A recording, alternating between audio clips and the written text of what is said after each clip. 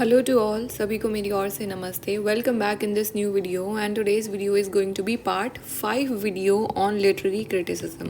तो आज की जो वीडियो है ये पार्ट 5 है ऑन लिटरेरी क्रिटिसिज्म। इससे पहले हम 4 वीडियोस ऑलरेडी कर चुके हैं और इस वीडियो में हम सॉल्व करने वाले हैं 10 क्वेश्चंस। तो all the dear people out there, sit attentively, आराम से बैठो एकदम चौकन्ने होकर के।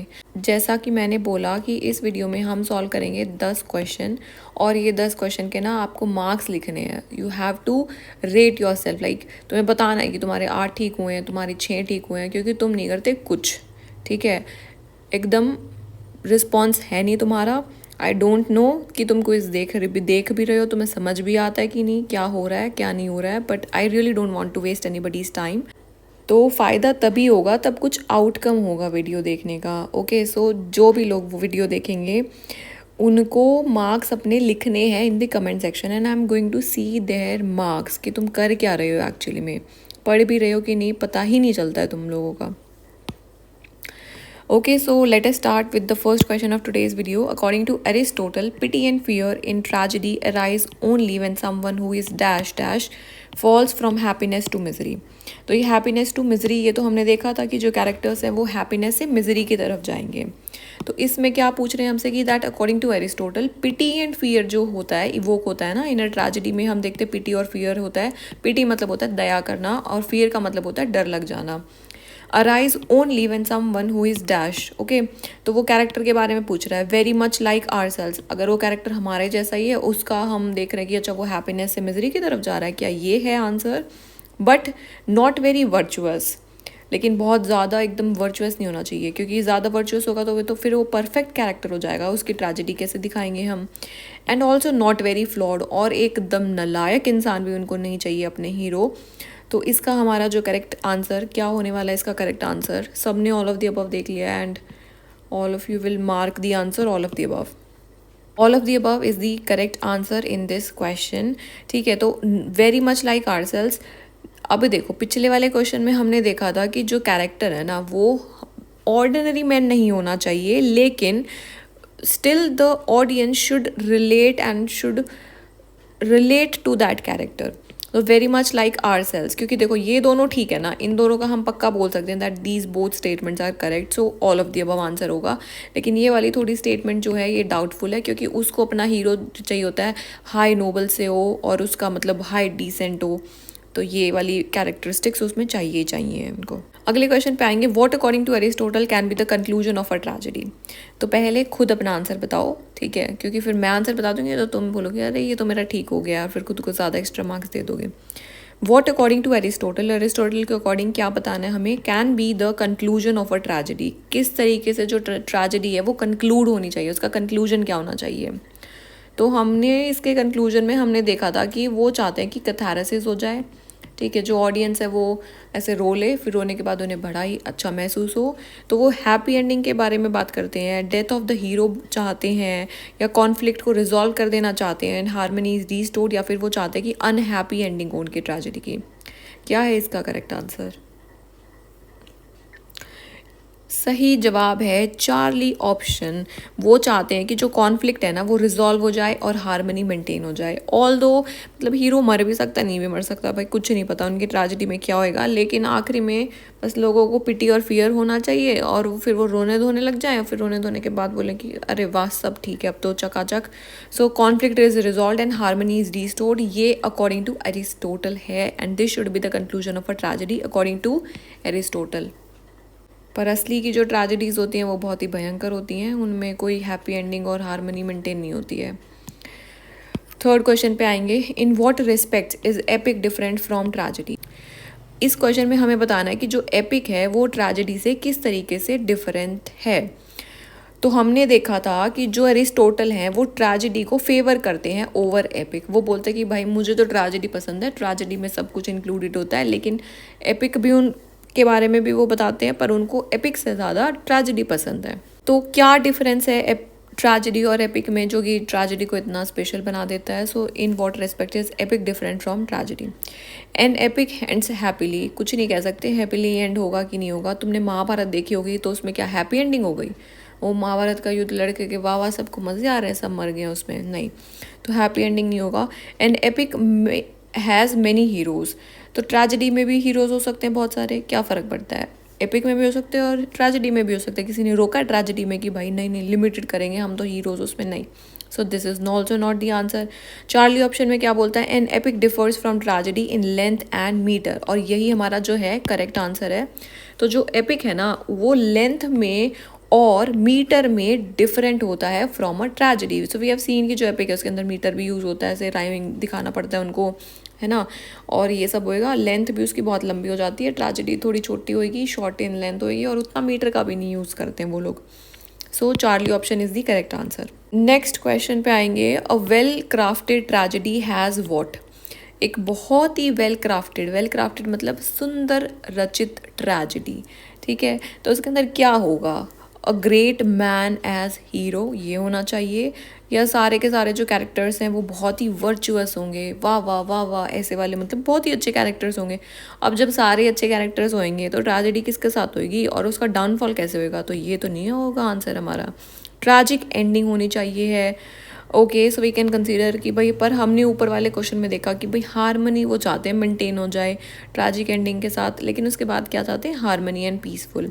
अ masterfully written complication and unravelling, oh my God, sir चकरा देने वाला ऑप्शन इन्होंने दिया है और यही हमारा आंसर होएगा इसमें।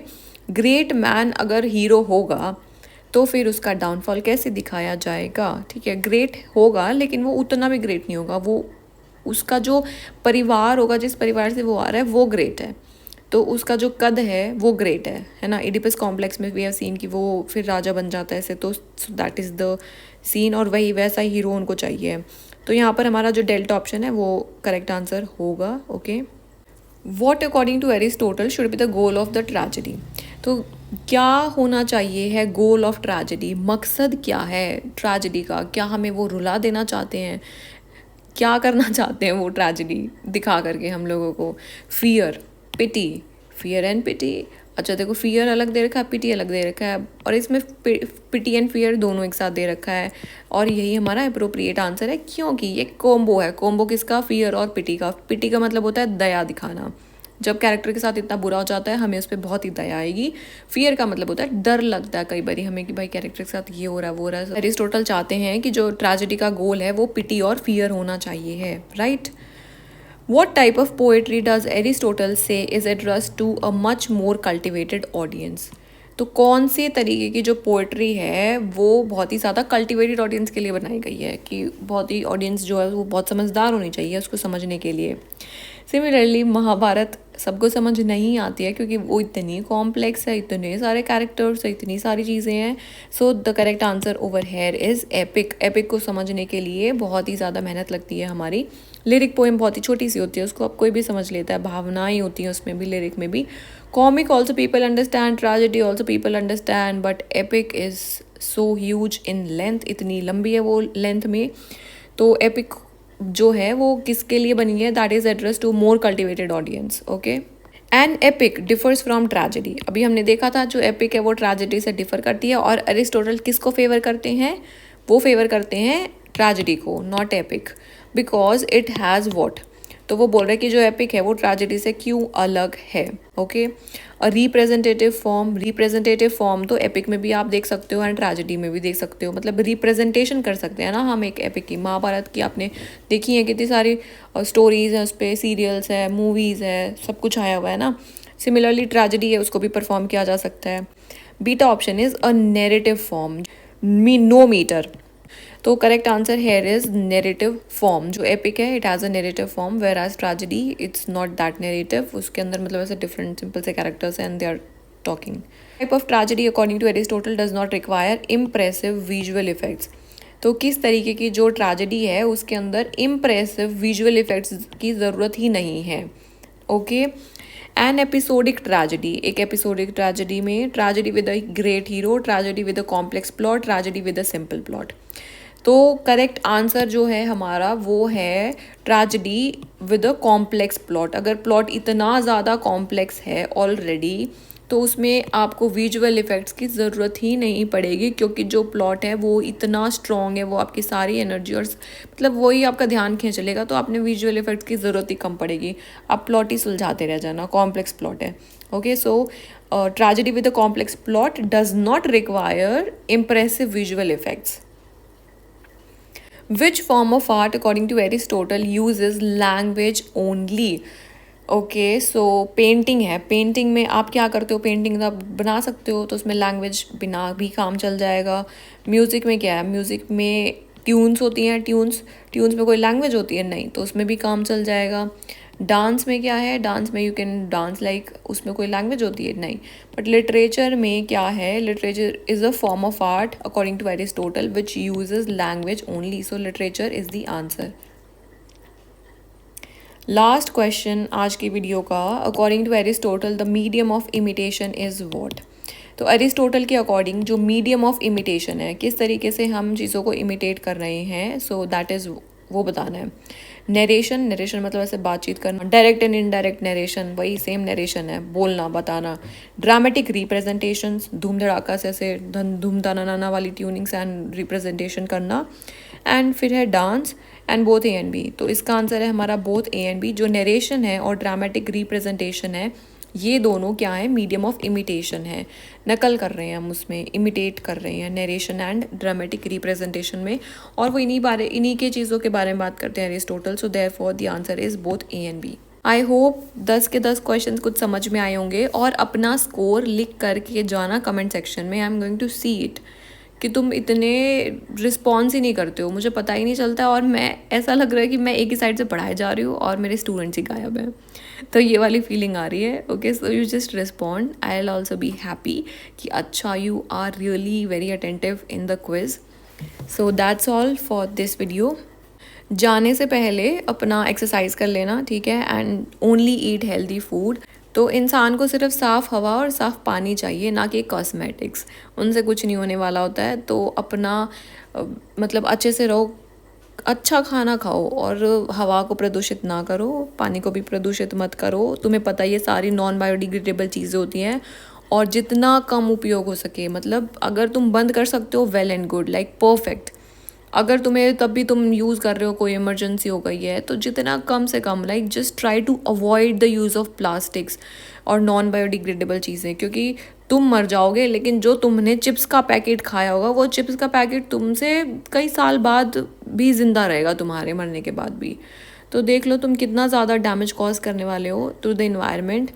and just take care of yourself and be financially independent, I would say to all of you out there. Okay, so study hard and focus on yourself.